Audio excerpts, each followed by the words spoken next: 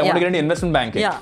To get into investment banking, I need a good MBA college. Yeah. To go to good MBA, I need a good resume. Correct. For 1 month, I had gotten like 300 subscribers. People confuse filing your taxes at the end of the year as tax planning. Money should be used on your needs, 30% on wants, and then 20% should be saved.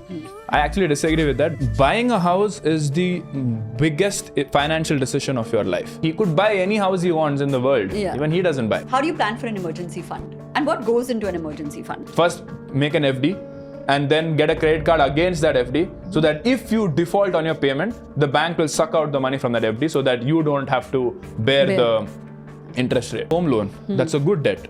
And even if I have, let's say, 3 crores in the bank, I would not take that entire 3 crores and buy the house. 25 lakhs overnight. When I wake up, 25 lakhs. Unlock the secrets of financial wisdom with Sharan, the insightful mind behind finance with Sharan. As a beacon in the world of finance, Sharan not only shares invaluable tips for managing money, but also serves as a guiding light for the youth. Join us for a conversation that demystifies finance and offers practical insights about managing money like a pro. Welcome to the Humans of Bombay show, Sharan. This has been so long overdue. So tell me, you've had such a dynamic journey, right? You've been an engineer, an analyst. You were rejected from IIM, went back there to give talks in the middle of a very corporate management consultant, etc. That kind of role. You have found the knack for making finance fun. And by fun, I mean that it's such a dry topic that most people kind of are like hesitant to dive deep into, but you made it consumable, if I can say so. So talk to me about a little on the journey front. How was it when you were in this corporate space? You worked at 2 out of the big 4. So what was that like? I think at that point of my career, it was just about me making my resume look good. Just coming out of one of the top ranked colleges in the country in engineering. I had unfortunately taken mechanical engineering, and my objective back then in life was just making the most amount of money. I was like just after the highest paying salary, and 1 year into studying mechanical engineering, I discover you make like 4 to 5 lakhs per annum, and I was like completely distraught, and I had myself to blame because I had not done the research. You know, until the age of 18, I had not used internet for researching about my career, right? And then after that, I was just thinking, okay, what makes the most amount of money? You just do a simple Google search, highest paying jobs, investment banking pops up. And then that's where I started, okay, now let me start learning about finance, because apparently these guys are the ones who make the most amount of money. Started applying, got rejected by all of them. You know, I always wanted the best ones, you know, the McKinsey's, not McKinsey, that's the later part of the story. But your Goldman Sachs, you know, JP Morgan Chase, you apply to all these job portals, you don't get in. Then you do more research, okay, how to get into these kind of companies. Then they say, okay, you need to do an MBA. Now how to get into these MBA colleges? To get into this MBA college, you have to write CAT, right? But that's not enough, because they also look at what's your job experience. But for your work experience, you need to have worked in these investment banking companies. So it's a huge chicken and egg problem. It's like a cycle. Yeah, it's like a cycle. So then that is where I discovered that there's something called management consulting. Nobody knows what it is before they've researched about it. See, investment banking, you can still make some idea of it. Something to do with investing. But management consulting is such a black box that the only reason people do it is to actually get into good MBA colleges and then get back into it, because those are the highest paying jobs. Again, the same process started, getting into McKinsey, BCG, Bain, rejected by all of them. But this time I went further. I reached out to people on LinkedIn who are partners at these firms. They also told me reach out to the HR, and the HR told me, sorry, we only take people from IITs and IIMs. Again, I was distraught. So then I finally chanced upon these big 4 companies, which are like, in terms of prestige, they're like tier 2 of management consulting. And luckily, these companies were coming to my college. Around 600 people applied for one job in KPMG, which was in management consulting as an analyst position. I discovered this book, which MBA students study to get into these interviews. It's called Case in Point. 1 week before the college came, the company came, KPMG came, I read this book cover to cover 2 times, like memorized all the interview possible questions, and I got in. So you were one of the 600. I was one of the 600 Wow. people. Okay. Yeah. So that's a great start, a great beginning to the story, right? So that's how I got in, and from there it has been a very, very.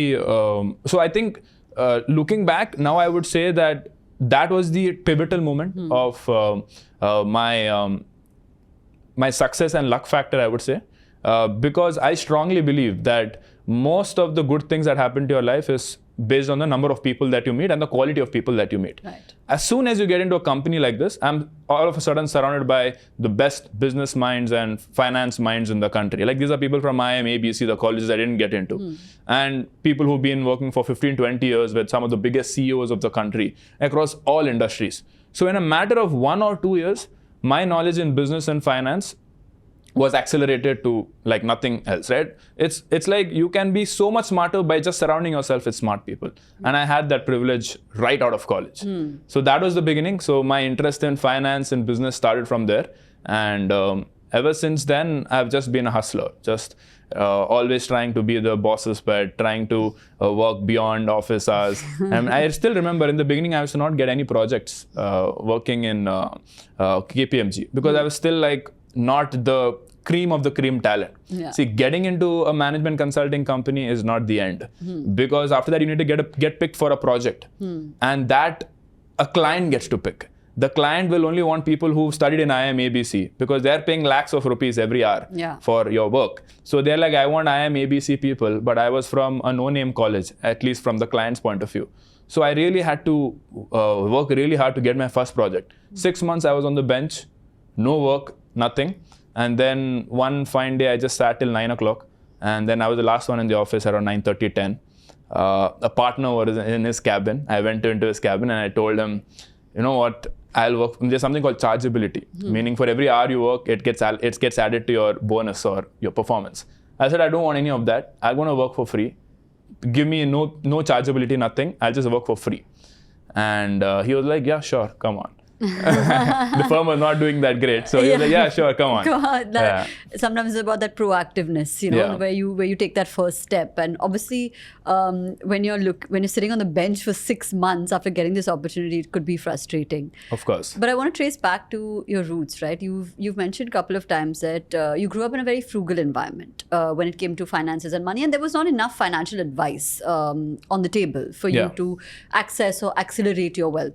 So where does this mindset come from that I just want the highest paying job, I just want to make money? Where did that come from? I think it definitely came from my mother. Okay. So my parents were well off, right? But what they did smartly, like most Indian parents, that they never talked about how much money they had. Yeah. I would not say it is smart for my financial literacy, but good that it gave me that hunger. And kept you within means. And kept me within means, right? Yeah. So they told me early on that, they taught me the importance of money and also parallelly getting influenced by American pop culture, like watching Friends and How I Met Your Mother. It's like, there's a different life. Yeah, there's not more motivation that a young kid growing up in the 90s needs in India to be a hustler and be rich and to live that supposedly good life. So you come from this this ideology and school of thought, which a lot of Indians do, is that you study well, you get a good job, you make your money. It's safe, right? Like you get a certain amount at home, and that's good. Like you save and build a life. Yeah. You were now in this position where you had this management job. You were in KPMG, you were in the Big Four. Yeah. At what point did the shift happen for you to be like, okay, let me try something as new and as untraveled, uncharted territory as content creation in the space of finance? So what ended up happening was, after I got into KPMG, I was like, okay, now the most important part of my resume is here. Because my goal at that point of time was to get an MBA. Remember that earlier thing, right? I want to get into investment banking. To get into investment banking, I need a good MBA college. To go to a good MBA, I need a good resume. Correct. And I got that first part of it, getting into KPMG. So I needed a good promotion as well to make the resume even better. And it had been 2 years. I had worked my ass off. And there is this rating in management consulting firms.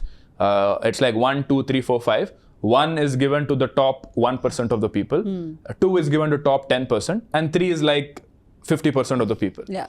People who get the 1 and 2 rating is like definite promotion.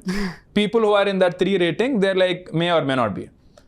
I got a 2, right? I got a 2. I'm like, okay, definite promotion. I knew that. And then the lockdown starts, right? And then the pandemic is announced. And then the company says, you know what? Only ones get the promotion, the top 1% of the people. And even if you get the promotion, there's no salary hike. You just get the designation change, right? So I was an analyst. I was going to be an associate consultant. I didn't get it because of the lockdown. So I was like supremely sad. Like I was in my home because of the lockdown. I had gone back. I was in Bangalore for about 6 to 7 years. After my engineering, I did 2 years. I worked in Bangalore, but I came back home. And then I remember I was very, very sad. And then my parents seeing that, they were also like wondering what to do. And they were talking about their struggles of their life and trying to make me feel better. But nothing could, sort of get me out of that, what do you say? That funk. That funk. What's the word? Funk. Funk. Okay. Nothing could get me out of that funk. And that is the time when I started consuming a lot of YouTube. Like most people were stuck at home. Netflix was there, but for a good, fortunately, I didn't get sucked into Netflix. I got sucked into YouTube. And even in YouTube, I was looking at, productivity videos and looking at all these new content creators who were coming up. Ali Abdal was one such content creator that I came across. Was really, really motivated and, inspired by this guy. This guy is just 25. I was 25. So he's this 25-year-old guy who is a medical student and creating content. And he came up with this video of how much money I made in 2020. And I watched that video. He had apparently made $1 million. So I'm like wondering, he's 25. He's a medical student and he's a content creator making $1 million. I'm 25. I'm working in management consulting, not as hard as medical, right? What's stopping me, right? Yeah. So then I thought, okay, maybe this can be that saving grace. This can be the differentiator in my resume, which can help me, sort of stand out and get into an Ivy League college. Yeah. So that is how it began. So it was sort of incentivized by, again, wanting to get into a good MBA college. And I thought, okay, last 6 months before I apply, I'll post like 10, 20 videos. If I get like 2,000, 3,000 subscribers, I'll make a big story out of it on my college application and somehow try to get into it. Yeah. So that's how it started. And it began, when did you start getting momentum? Yeah, so first 1 month I was just making YouTube videos and it was really bad. I was shooting out of my phone back then, which was, I think it was broken. So I took that in my bedroom and I started shooting videos with that. So 1 month I was just doing that. No traction, right? Most of the views were coming from my mom's friends because I sent the video links to my mom. She forwarded to her groups, she forwarded to her friends. Yeah. So if you look at the YouTube analytics, you could actually see it's 50 plus people who are watching these videos. Yeah. And they're just watching, okay, it's my friend's son. Might as well watch it. Yeah. Right? So those are the initial few days. For 1 month, I had gotten like 300 subscribers. And then there is this new thing called Reels, which pop up, right? And now it's really popular, but back then it was really new. Yeah. TikTok was the king. Yeah. Reels was this new invention by Instagram to copy TikTok. And I really, really despised it. I was like so egotistical. I was thinking like these Reels are just for, people who dance and, make these funny videos and waste time, right? It's not for the serious learners. Like I want to create educational videos, right? I want to impress MBA colleges. I can't dance and do all of that. Yeah. So I was like really egotistical. I'm like, this is not for me. Like I'm not meant for this. But then my sister is the one who sort of pushed me into it. She's like, this is the way to go. No one's watching your YouTube videos. No one's probably going to watch it. Right? Try to make some short bite-sized videos out of it and let's see how it goes. Correct. So then I started that after 1 month, 2 months, 3 months, and then one video goes viral. Which gets me that 1 million views. And back then, getting 1 million views was not as easy as today. Yeah.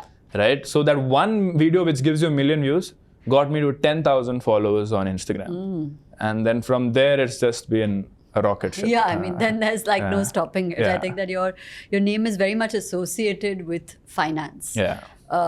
Which brings me to the next segment. We're going to talk about all things finance. The idea of this segment is that as much as we want to cover the journey, we also want to cover the technicality, which is what you talk about. The stuff that you kind of know and accelerate through your videos and through your content, but simplified. Yeah. We want to assume that nobody knows anything about finance. So Okay. I'm going to go into this segment now. Sure.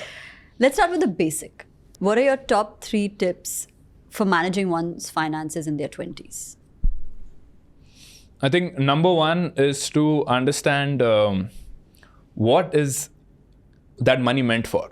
Because a lot of people today just think of investing as piling all your savings together and just investing and trading in stocks and just making it grow.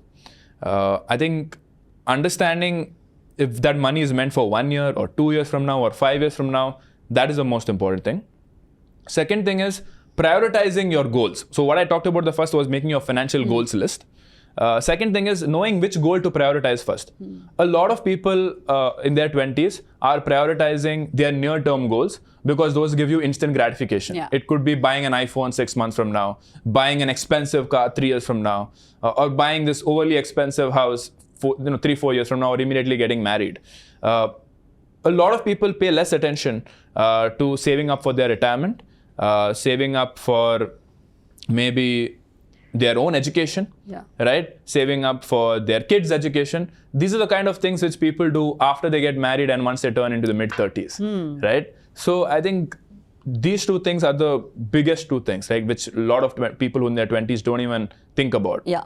Understanding what your financial goals are and prioritizing them. Right.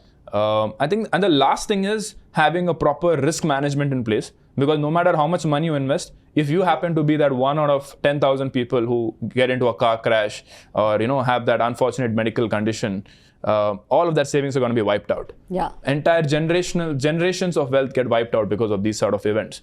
So, and India is one of the most underpenetrated country in the world when it comes to insurance. Correct. So having that health insurance and life insurance is extremely important. Yeah. And a lot of people in their 20s don't think about such situations because you're living life. You're in your 20s, Absolutely. It's just, that decade. They just want to buy an iPhone and go party in London. A lot of young professionals are very clueless about taxes when they enter the workforce. Yeah. If you had to explain in the simplest way possible, how would you explain taxation, how it works, and how can we potentially save? There's you can save taxes, that common term that just floats around, but nobody really knows what it is. So if you could just give a debrief on taxation. Yeah, so taxation in simple words is the way of the government to move money from the rich to the poor, right? I mean, it's not a bad thing, right? It's required. Otherwise, the country will go into... It'll collapse. Right? Money cannot just be concentrated with the rich few people. And if you think about it, a lot of things are based on opportunity and chances. Not everybody is given the same opportunities in life, right? So tax, the problem I would say in this country from individual point of view is that people confuse filing your taxes at the end of the year as tax planning. Those are very 2 separate things. A lot of people think about tax only 1 month before March 31st. March right? 31st, That is when they call up their CA and then they just listen to whatever their CA says because they don't understand anything about taxes. I think what people need to realize is tax planning is a year-long activity. There are a lot of things that you can do in terms of optimizing your taxes. Number 1, through investing in the right places, and also by optimizing your salary structure by talking to your employer. So there are a lot of opportunities to reduce your tax outgo by at least up to 100% or even up to 50%. Okay. Right? But most people are unaware. And by the end of the year, it's already too late. And all that money goes to the government. Right? There's nothing you can do. So what are your best tax saving strategies? I think everybody's situations will be unique. For me personally, currently there are not much tax saving strategies left which are out of the box. I mean, business tax saving is separate, but from a personal tax saving point of view, there's nothing left anymore to do. But for a person who is in a metro city, let's say making 10 to 20 lakhs per annum, I will talk about a few things which most people don't do. Okay. Number 1 would be asking your employer to restructure your salary to include maybe a contribution to a national pension saving scheme, which will help you increase your tax deductions. So everybody is aware of Section 80C, where you get the 1.5 lakh tax deduction. But if you include, if you ask your employer to contribute another 50,000 rupees to NPS, then you get to increase your tax saving. And you yourself can contribute an additional 50,000 rupees to NPS. So that brings it to like 2.5 lakh tax deduction. This is getting a little technical. I hope that's fine. No, that's fine. Yeah, that's fine. So that is one. Then is investing money in the right places. A lot of people get fooled by bank officials who ask them to invest in this insurance product and that investment product, and all in the guise of saying tax saving. But what people don't realize that all of this is getting clubbed into Section 80C, which is 1.5 lakh. So in most cases, you have already exhausted that limit. And these bank people who are telling you to invest in this product and that product, they already know that not more tax can be saved. But you get fooled thinking it's tax saving, and listen to them. And as a consequence, a lot of money gets stuck in these products which are not good, and the money is locked for a large number of years. And there's a huge commitment for you to keep making these investments year after year. So that is some of the, I would say, bad side of people Taxation. who are in the industry taking advantage of innocent people in the guise of tax savings. Which brings me to the next question that, we're in the age where people want to travel, they want to have adventure, they want to buy the latest iPhone while being working professionals. How do you suggest, is there a formula that you use for budgeting appropriately your finances, right? Like what is the typical amount that you should save, spend, and then earmark for, like you said, an adversary or something like that? So there are a lot of rules out there which I don't really like. So there's something called the 50-30-20 rule, which says that 50% of your money should be used on your needs, 30% on wants, and then 20% should be saved. I actually disagree with that, because that gives you the license to spend more money than you need. You see, given enough money, you can always spend it. There is no limit to how much humans can spend. I think the right thing to do is to first prioritize your investments first. So the way I would do it is to first estimate what is a reasonable amount of money, that I need to live my life, starting off with the fixed cost. Now, you need to evaluate yourself like a business, which most people don't do. So from a business point of view, as a CEO, you will always, or a CFO, you will always look at your fixed cost, because that is something you cannot remove. Yeah, it's there. It's there. It's not going anywhere. It's not going anywhere. So that's your rent, right? Your food, right? And what else? Your electricity bill and all of that. You just need them, right? You can't live without light, you can't live without food, you can't live without shelter. So that's the bare minimum. Then I would have a certain budget for maybe, my needs. I might want to, order from Swiggy and Zomato here and there. I might want to go for a movie maybe once in 2 weeks. So I'll accumulate all of this, and I might buy like, 2 pieces or 2 clothes or 2 pants once a month. I don't know. Just giving you an example. It could be more or could be less.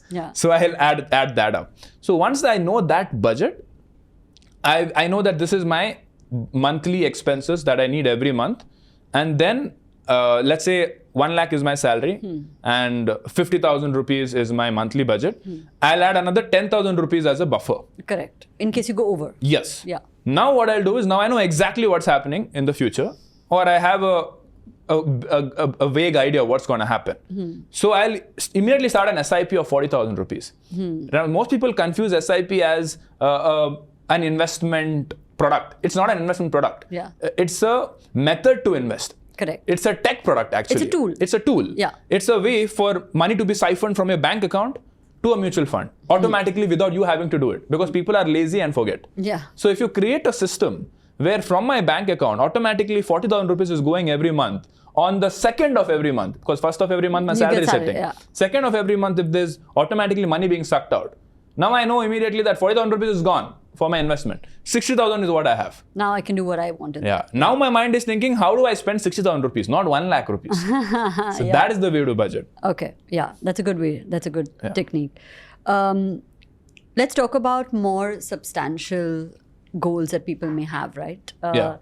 One of the most common and I think the need or the want across generations is, mera khud ka ghar hona chahiye. I want to have my own house because Yeah. that is security. I have this. This belongs to me. No landlord can wake up one day and say, evacuate and you have no home. Yeah. What are some of the steps that people can take to build towards that? Because of course, especially if you're in the metros of India, you're in Bombay, it costs a bit and then some. How does one prioritize and how do you plan for something as big of an investment as that? So buying a house is the biggest financial decision of your life. And there is not a lot of people who put a thought into making that purchase decision. Yeah. What I mean by that is a lot of people assume that you need to buy a house as soon as you get married. Or even worse, before you get married, otherwise you'll not get your bride or groom, right? So that is the reason why men are forced to buy a house so that they can be pitched to a potential, wife. And the other way around, where fathers are buying a house for their daughters so that, the other way around. Yeah. So that is the situation that we have come to in this country, and that is a sad situation.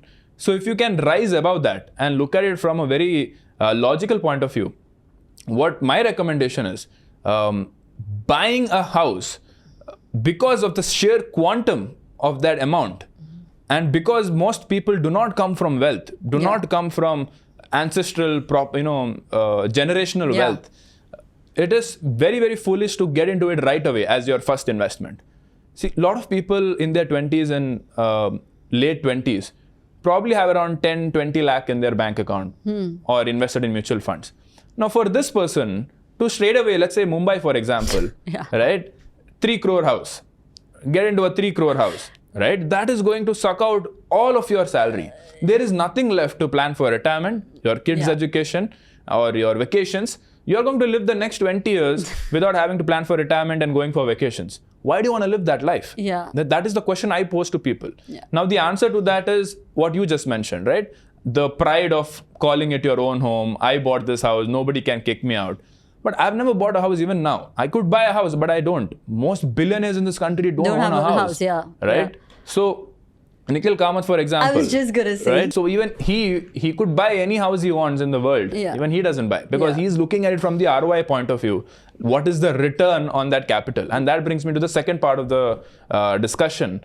That buying a house in India, the residential house, is probably the worst investment decision that you can do if you are buying it in a metro city. Because the house prices have already peaked to such high levels that there is no room for growth. Yeah. The average growth of real estate in India in metro cities is about 7 or 8% year on year. Yeah. That is like very, very optimistic assumption. Correct. Versus the Indian stock market has given 15% returns over the last 30 years. Yeah. And I'm not saying always run after money, don't buy a house. All I'm saying is first accumulate liquid capital. What I mean by that is first make enough money so that your other basic necessities of life, which are also important, such as your retirement planning, your vacations, your kids' education, prioritize those first. And then once you've made a significant corpus in your mid-40s, then get a house. Yeah. And this money which you have saved, when invested in the right places, is able to generate extra small baby money, which is going to pay the bank EMI. Yeah, exactly. Basically, that is the way to look at what it. you're saying is that it's not like don't buy the house, but it's about timing. When Correct. you have more liquid money, you've not compromised on these factors, which are your more immediate factors, which is like education, which is so important and expensive. Yeah. I think that's good advice. In fact, like when you were talking about real estate, this is one reel, I don't know if you saw it. It's about this guy. It's about a real estate developer who's talking about what you will get in 1 crore in a city like Bombay. If you have 1 crore, okay? So he starts from Navi Mumbai and moves to, like he goes Vashi, Navi Mumbai, like he does the entire stretch. Finally comes to Malabar Hill and he's like, you get a bathroom. That's it. 1 crore, So, That's the most expensive part of Mumbai, right? Malabar Hill, yeah, South Bombay. somewhere there. Yeah. And by and large, the most expensive part of India because it is the commercial capital. So I think that's the most expensive real estate that you can probably buy. In fact, I'll tell you one more insight. The real estate price in India is the most expensive in the world when you consider the purchasing power of an Indian. Of course, yeah, because just by sheer how much we make in a year on average, it's just it's not feasible. Right. And I think that I don't see why there is such a huge tug of war between renting and buying. So when I was renting, so many people told me, why? So you rent? Yeah, I rent. I Okay. rent also, and I love renting. I think that it's fun and it's easy, and I'm not also committed to this house. Plus, you get to switch homes and change the Yeah, design. like tomorrow, forget the design. Tomorrow, my needs could change, and Yeah. I could want something else, and it gives me the luxury to be like, okay, cool. I'll pack my bags and I'll move out. But there were so many people who were like, why? Just what you're paying in rent, why don't you do like a EMI of sorts, right? Like just pay that amount to the person. People and think buy paying the rent house. is wasting money. It's wasting money. Yeah. And I think that debate is a constant What they don't realize is that they don't own the house. The bank owns the house for 20 years. Yeah. You're paying the bank. You're paying exactly. And you're paying the bank 3 times more rent. because of your interest rates and everything that Absolutely. accumulates. Yeah. But I think that's a good perspective, because one of the most common debates is about this. Should I rent or should I buy? Yeah. Next question is, how do you plan for an emergency fund? And what goes into an emergency fund? Like, of course, there's health insurance and there's all kinds of insurance that you can buy. But outside of that, do you recommend an emergency fund, and what goes in? I think emergency fund is one of the easiest thing to plan for. Just 6 months of your monthly expense if you're a single person, 12 months of monthly expense if you're married with kids, and about 2 years of your monthly expenses if you're a business owner.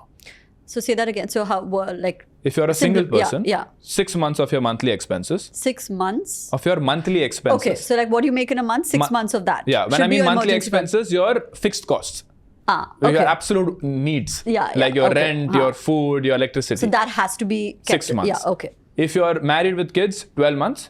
And if you're a business owner, because of the uncertainty of business, maybe 2 years of your monthly expenses, right? Ouch. Yeah. So if you have so much money, and now it also depends on how you invest that money. Yeah. A lot of people put it in an FD, but that's not the point of an emergency fund. If you need an emergency fund, you need it right Now. that very second. Yeah, I right don't want to now. liquidate, yeah. And because of this, the personal loan lending in India is climbing at 40% CAGR every year. Yeah. The reason being that people just don't have money kept for a rainy day, due to which they need that right that very second or in 1 minute or 2 minutes. And there's a lot of fintech apps which sort of facilitate personal loans happening within 1 second, 2 second, whatever. I mean, you put tap. your details, tap, it's there. Yeah, because lending is just booming everywhere. Right. Like that's the play that everybody's taking in any case. Right. But the reason for that is also because there's You don't have your emergency liquidity. fund. Yeah. Right. And that is what, 18%, 24% It's interest bizarre. rate, It's right? bizarre, yeah. So emergency fund should be kept in, I would say 50% should be in a very high interest earning savings account. Yeah. A small finance bank savings account. These usually give 2% extra interest rate compared to a normal bank. So the reason being that these banks lend to a little lower credit rating borrowers. But it's okay because RBI insures the money up to 5 lakhs. So up to 5 lakhs of money in small finance bank savings account is safe. RBI insures it. And you get an additional 2% interest rate. Yeah. So it's very common to get 6.5 interest rate on your savings account in these banks. Yeah. And the second thing I would say is around 30% of the money can be in a liquid fund, which is sort of like a debt fund. It's like a mutual fund, but invest in only very, very, very safe assets. And the last 10-20% can be in cash in your house or in your locker. Okay. So this is how you should divide your emergency fund. It's the most easiest way to plan for. But a lot of people don't do it. Yeah. Or the emergency fund is used for buying an iPhone. What's the right age to start planning for your retirement, if there is, and should one plan for their retirement? I think as soon as you start earning, you need to think about it, because we are right now, the country is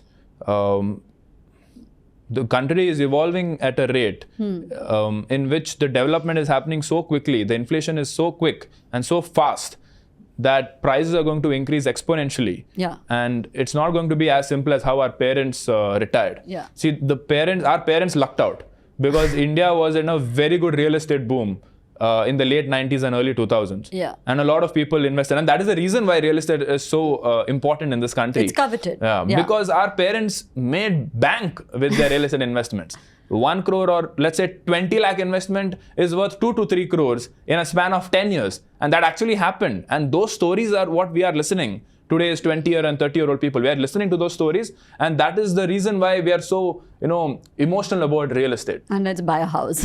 Yeah, but that is like once in a lifetime opportunity. We're not going to see 10x increase in real estate in our lifetime ever again. Yeah, they rode the wave. Correct. So they lucked out there. Secondly, FD rates during our parents' time was 10-11%. If you ask your parents, they'll tell you this. 10-12% was the FD rate.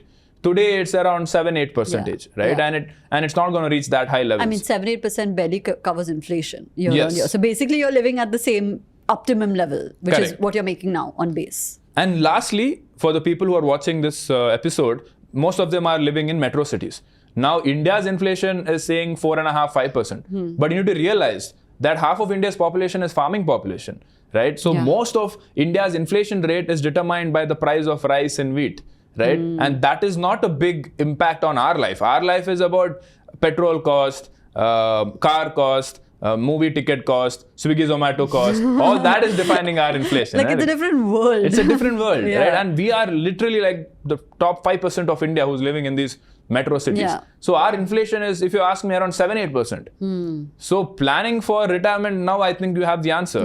Planning for retirement is from day one. Otherwise, your kids are going to be your retirement plan. I mean, our parents actually worked that way. Our parents put all their savings into, I mean, I'm talking about the average Indian. Like most of our parents who saved up was saving up for our education. So that you can work and then it's kind of cyclic and you take care of the family. Yes. So their expectation is that my kids will grow up, get a good paying job and then kick back a little bit of their salary to me. So they didn't really have to plan the retirement. Right. Yeah. Now, I don't trust our future generation. Like, I don't trust Gen Zs and Gen Alpha to send me kickbacks in 2050 while I'm in Goa. I don't expect that to happen. So I better make my own money. Yeah. That's a good one.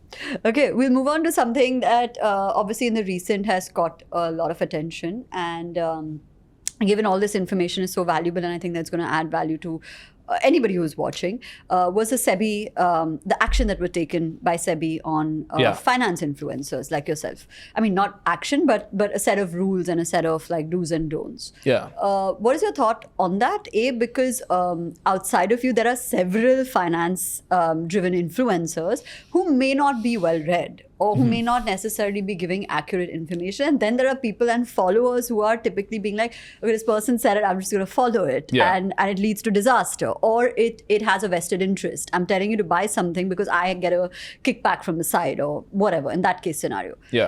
What's your thought process on this entire scenario that has happened now in the confluence of finance and content creation? So that's a good question.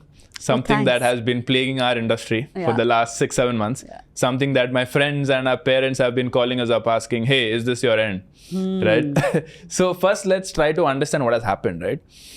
SEBI is after bad financial advice. Correct. Now, let us first try to define what is financial advice. Because a lot of people think that what finfluencers are doing, now I'll talk about how to categorize finfluencers very soon. But a lot of people think that when a finfluencer is posting a video about, let's say, budgeting on Instagram, that is also financial advice. But SEBI is not after that. SEBI is not after that kind of advice. SEBI is after advices such that, hey, buy this HDFC stock for X rupees and it's going to become 2X rupees 2 months later. Buy it right now. This is the kind of advice that SEBI is against. And it is not that SEBI is woken up now. SEBI has been doing it since the beginning of SEBI, right? And this is not something which has been started by finfluencers. This has been started by SEBI registered entities way before the word finfluencer was coined. So SEBI has just simply moved its focus from the frauds who were doing it under the guise of RIA to frauds who are doing it under the guise of influencer. Correct. Right? So that's the first thing to know. Now let's talk about the different types of influencers. So there are 3 types in my opinion.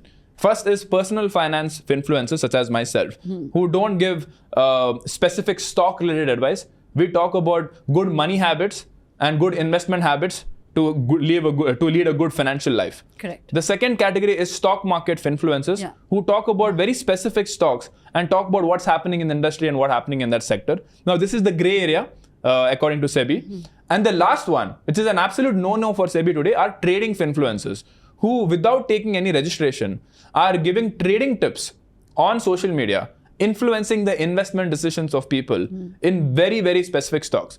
In fact, it is now possible for such influencers to manipulate the price of a stock just by asking their followers or subscribers to buy the stock at a certain price. Yeah. And as you can clearly see, SEBI doesn't like it, right? Because a lot of money people might lose money doing this. Yeah. So SEBI is asking such people, if you want to continue doing that, get registered so that we can know what you are doing, so that if something bad happens, I know who to catch because you have registered. There's control. There's like a rule regulation system operationally for SEBI to kind of have a bird's eye view of. Because otherwise you can just be somebody with followers and be like, hey, buy this. Absolutely. Yeah. So all of this, whatever SEBI is doing, I'm completely fine, right? I mean, this has to happen. This is good for the industry. Yeah.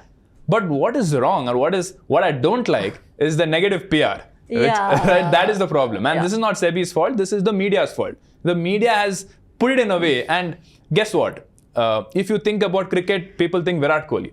I'm not saying I'm Virat Kohli, but when people think about finfluencer, people think me. Yeah. So when a news article comes out, finfluencer is banned by SEBI, people are like, oh, finance with Sharan banned by SEBI. And that's the unfortunate situation because I was a first mover in this space. Yeah.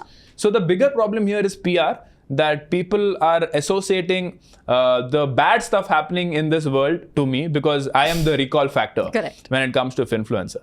So I think the media narrative needs to change, and all of us have been clubbed into one category, which is the problem. But such is the internet. I mean, you're singing to the choir. I understand bad PR, and I understand that the association and the correlation can sometimes just blow things out of proportion. Because I saw a few headlines also, and I was just like, it's so random. It's not like they pointed out saying, hey, you, right? It's like an overarching set of norms that everybody must follow. And it's right. It's correct. No, the problem is the media companies, some of them I won't name, are using my name in the headlines because that gets them most traction. Of course. Everything is a traction game. So because they want the views. Views gets them more brand deals. Right. So that is something I can't control. And it is what it is. It's the career you chose. I mean, there's no. No, this is not the career I chose. I mean, if you choose to be a content creator and have millions of followers, I just wanted to do this to get into a good MBA college. I didn't choose the media coming after me. We'll talk about the plans on that later. Okay, we're going to go into a little bit of Ask Finance with Sharan. So these are curated questions that people had, and they were like, oh, you have the opportunity to talk to him, just ask my question. Okay. So now we're asking the questions. I'm 25 and looking to buy health insurance. Firstly, is it necessary to buy at this age? I think you've answered that. And secondly, what's the right way to go about it? Definitely necessary to buy at this age. And don't just rely on your company health insurance, which most people assume that, okay, if my company is insuring me, I'm done. Because most people don't realize that once you leave that company, that health insurance is gone. And if you, let's say you retire at 45 and you left that company, and at that point, you don't have a health insurance. You need to buy a separate one at that point of time. A simple case of, let's say, cholesterol, which has led to, let's say, a small surgery like putting a stent in your heart artery, eliminates 90% of health insurance companies available to you after that point, after that medical incident. It's a big medical incident for most health insurance companies. And they will not. 90% of health insurance companies will reject you outright. And even if they accept you, then the premiums will be, premium means the cost that you pay every year. That will be like, high. It's going to be like 2x, 3x. So always get a separate health insurance in your young, mid-20s, I would say, as soon as you get a job. Now, the way to go about it is to first understand which city you're living in.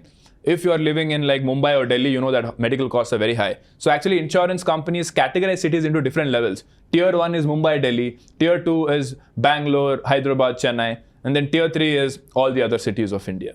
Right? So depending on which city you live in, your cover will vary. So for example, in a Tier 1 city like Mumbai, Delhi, I would say like 20-25 lakh cover is what you need minimum. Because the worst kind of medical incident can set you back by so much. So minimum 25 lakh cover. Then there are a lot of things that you can do. You have to go to the IRDA report, which is like the regulatory body of insurance. Look at the history of all these insurance companies. See what is the claim settlement ratio, amount settlement ratio. A lot of things that you have to do, and then crunch the numbers and select. Okay. I'm 24. I want to learn about the stock market and begin investing, but there are so many resources. Where should one begin? First, I would say start watching content, because that is the easiest way of learning something, watching videos. I'm just answering from the human the human brain point of view, that we learn the best through visual cues, consumption, right? So if something is moving, like that's the reason why we're all hooked to Instagram, because video trumps photo and photo trumps text, right? So if you want to get interested in something which is dull and boring, like you mentioned in the beginning, you better start with something which is very visually appealing. So videos is the number one thing. So YouTube, that's your friend, YouTube and Instagram. After you get used to these difficult financial terms, then maybe you can pick a book. Right now, I recommend this book called 13 Steps to Bloody Good Wealth. That is something that I also started off with very early, very long back. And of course, Rich Dad, Poor Dad, the cult famous book written by Robert Kiyosaki. So start picking up these very famous books on personal finance. A lot of people make this mistake of buying this book called Intelligent Investor, because they're like, okay, Warren Buffett is the best investor of the world. This book has something to do with him. I'm going to buy this book. They read 2 to 3 pages, which, by the way, takes, for a first-time reader about finance, each page literally takes like 10 minutes to read, because it is so hard to understand. It's like dry. Yeah. If you just read it like this, you won't understand. So if you want to understand and read it, it'll take you half an hour, because along with reading that book, you have a laptop next to you. Every word you don't understand, you're Googling that word, and then you're getting back, right? So that sort of kills your motivation. You're like, okay, this is what finance is. I don't want doing this. And then they're like, then they go to their CA for that. And then CAs are not equipped to learn about financial advice. They're only doing tax planning for you. So that's what ends up happening. So I would say avoid those difficult stock market books in the beginning, because you will just demotivate yourself. Pick up these simple personal finance books. Okay. And the last thing I would say is, if you can afford, get a financial advisor. Unfortunately, there's not enough in the country. There are only like 1,300 financial advisors in the country. If you can afford one, get that person to be your lifelong guide until you achieve financial independence. All right. As a 28-year-old single woman, what should be my strategy with regards to investing in mutual funds? I mean, being 28 and single has nothing to do with how you have to invest in mutual funds. So I think it's the same principle. Understand what your financial goals are, understand what your asset allocation will be, and then invest accordingly. Okay. At what point is it recommended to get a credit card? So that is again a very dicey question. It depends on the kind of person you are. If you feel like you are a person who doesn't know how to handle free money, right? That's what they think, credit card is free money. Because for the first time, you're spending money which you never earned. Right? Yeah. Credit card is like that. Yeah. And that's the reason why people get attracted to it. They're like, you spend whatever you want and pay at the end. It's ulta. Yeah. Right? All of us have been taught to first work hard, and make the money, and then spend. Yeah. And now here there is a company saying, don't work hard. You spend the money. Pay me later. And then pay me later. Yeah. They didn't talk about the working hard part. Right? So you spend money more than what you have. Yeah. And then you get into credit card debt. And then there's another thing. Most people don't realize that if you don't pay them back in full, they will charge you 40% interest rate. Nobody tells you that. And then they casually go along with it because they just see the numbers on the screen. Okay, you spend 20,000 rupees. Next month it is showing 22,000 rupees. Okay, fine, 2,000 rupees upar niche ho gaya, but fine. But that's just compounding and compounding and compounding. Yeah. And the next thing you know, it's a massive credit card debt which you cannot get out of. So I would say for somebody for people who don't think they have the financial maturity to handle free money, should not get into credit card. But it is very, very important to build a credit score nevertheless. So for people who are unsure about how they will behave with their superpower that's called a credit card, first make an FD and then get a credit card against that FD, so that if you default on your payment, the bank will suck out the money from that FD so that you don't have to bear the interest rate. Yeah. So that is the safest thing to do. But if you are someone who considers yourself financially mature, then get a credit card. Be very, very diligent. Ensure to put all the correct reminders in place. A lot of these apps, like even your very basic apps of the old banks, they have all these reminders that you can put. You can also set up, put these settings to automatically deduct money from your savings account in case you forget. Correct. And I forgot a lot of time, but savings account money is getting automatically removed. Right. So keep all those reminders in place, and then your credit score will improve, which will eventually help you in your life later on. If you want to get a loan or... Exactly. And you will definitely need a loan when you get a house loan. And 3 crores. Not possible. Right? So that small 0.1, 0.2% lesser interest rate is going to save you lakhs. Of course, yeah, absolutely. Okay. The next segment is called Busting Myths. Really quickly, when investing, high risk is equal to high return. Yes, it is. High risk leads to high returns. Yeah. Okay. Real estate always appreciates in value. No, it doesn't. Credit cards should always be avoided. No. High income is equal to financial success. No. Debt is always bad. No. Okay, can you elaborate on the last one? So, for example, home loan, that's a good debt. And even if I have, let's say, 3 crores in the bank, I would not take that entire 3 crores and buy the house. Yeah. I would always get the loan. Correct. Because home loan is the cheapest and the most affordable interest rate across the world. Correct. In the US, a home loan is like 2 to 3% interest rate, whereas in India, it's around 6-7% interest rate. And there are a lot of tax benefits on top of it, which takes the effective interest rate of your home loan to like 4 to 5%. Now, let's say I have 3 crores invested in mutual funds and all of that, earning 15% returns every year. Yeah. Versus a home loan, which is 4.5-5% after the tax benefits. Why would I take that 3 crores, which is earning 15% every year, and give it to the bank? Yeah. Right? So I might as well keep that money invested, and it's earning 15%. Whereas this is 4-5% after post-tax interest. So I can just fund it from my money. Correct. So that's and it's a 20-year home loan. Yeah. So I don't really worry about the market fluctuations because it's a 20-year time horizon. Yeah. So not all loans are bad. Yeah. So home loan, education loan are the only loans that I would consider keeping even if you have the money. No marriage loan. No marriage loans. Absolutely not. Okay. The next segment really quickly is about, of course, the journey that you've had as an entrepreneur as well. So now there's another feather in your cap, the 1% Club, and you've recently gotten funded. Yeah. Huge congratulations on that. How's that journey been and how are you enjoying it? Yeah, that is a very unexpected journey, I would say. Yeah. Because when I began content creation, like I said, it was meant for my MBA, right? But what happened is it became so big that then I was really in a very, very big dilemma. Should I do my MBA or should I continue content creation? Right? It took me 3 months to make that decision. And there's not a lot of people who have done both MBA and content creation. Yeah. There was only one person. Who? Akshat Srivastav. Oh, yeah. He had done his MBA in INSEAD, and he's a very successful content creator right now. I love his LinkedIn. Right? I love his LinkedIn. Very, very good. I mean, I've been following him because he was my,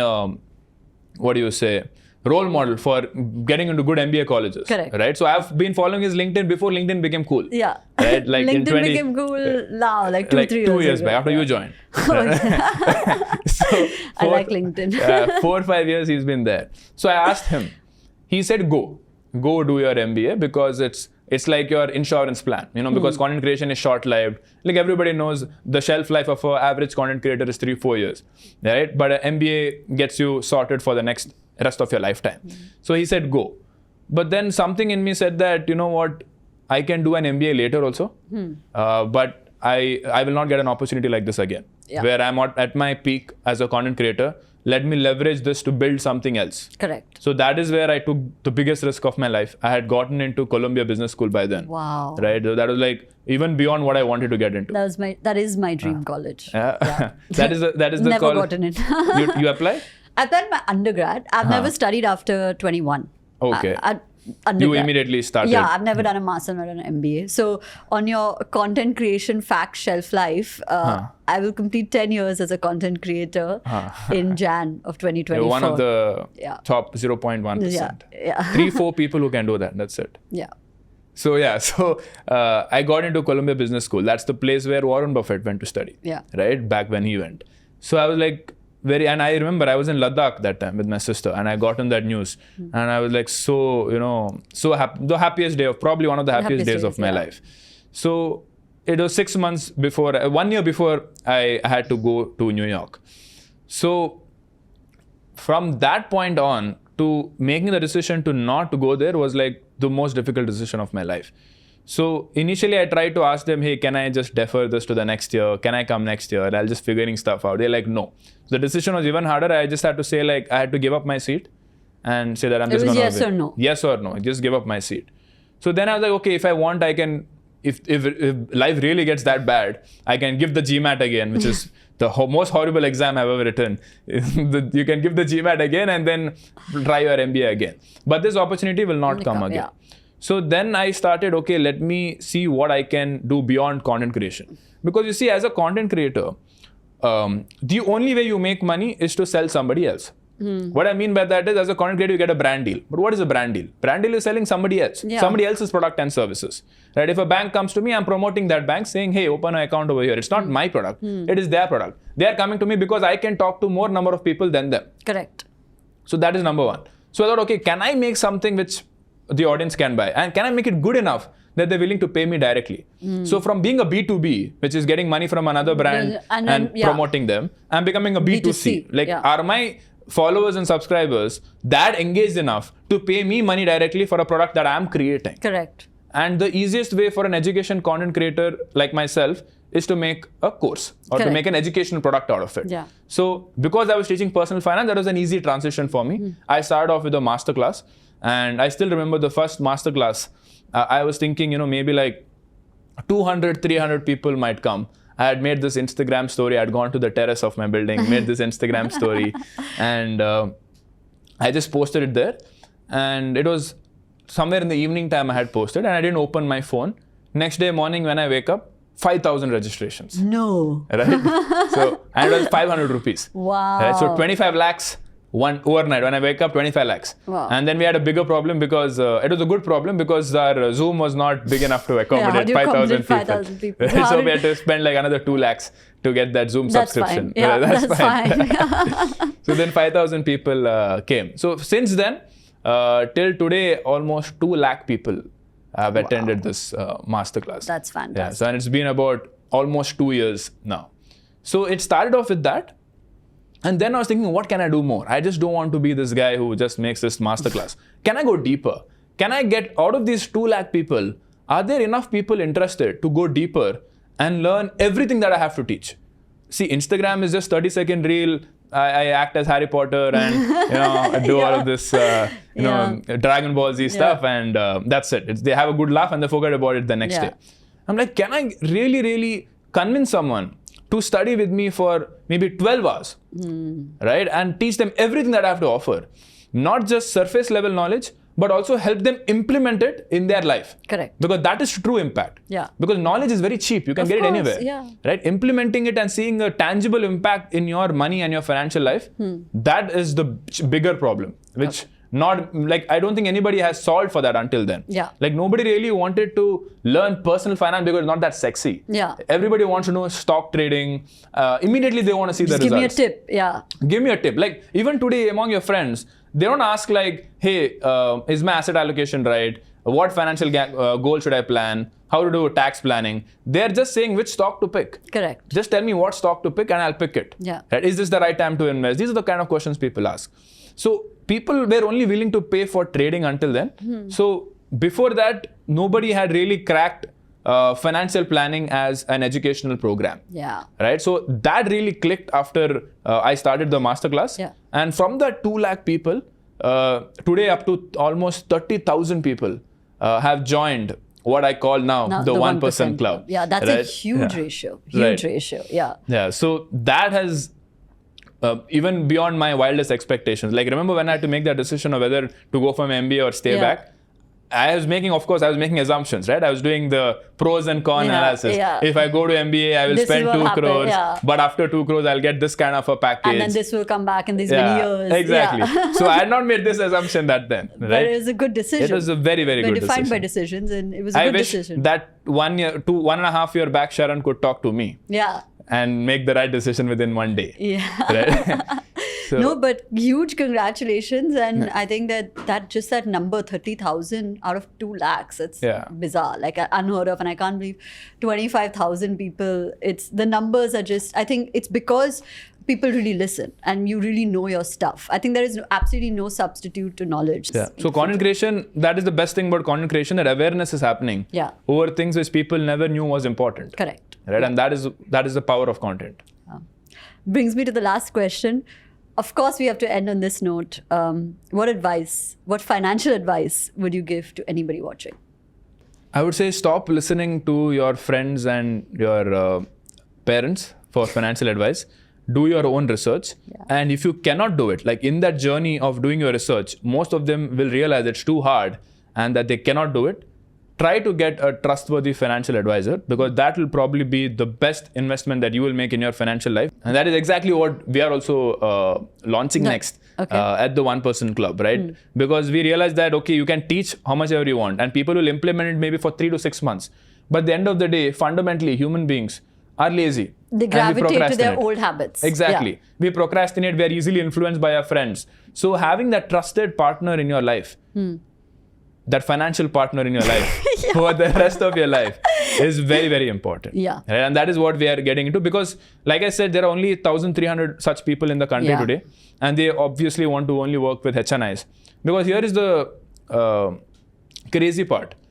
A financial advisor makes money as a percentage of your wealth. Right? So of course, if you have more money, they will make more money. Yeah. So for a large number of, for 99.99% of India, a financial advisor is not going to even bother looking at you, because they're like, I have to do the same amount of work, same amount of time. Why will I want to work rather with you? the percentages giving me more of a return. And these are the people who need that financial advice. Yeah. See, people have 100 crores sitting in their bank account. Even if they don't do financial advice, if they keep in savings account, they're sorted. Right? But the people who are making 10, 15, 20 lakhs per annum, there's nobody there to help them today. Correct. Right? So our idea is to democratize financial advice and to create affordable financial advice, financial planning services to the whole country. That's the mission we are going after. Fantastic. I think that's good advice and a good place for people to look to for answers. Thank you so much. It's been so much fun and I've learned a lot. I think people have gotten their questions also answered. I'm glad we did that segment. But thank you and all the best. I think that there's only good things to come. Thank you so much. Thank you so much for having me. Thank you for being the best community and we'll see you in the next one.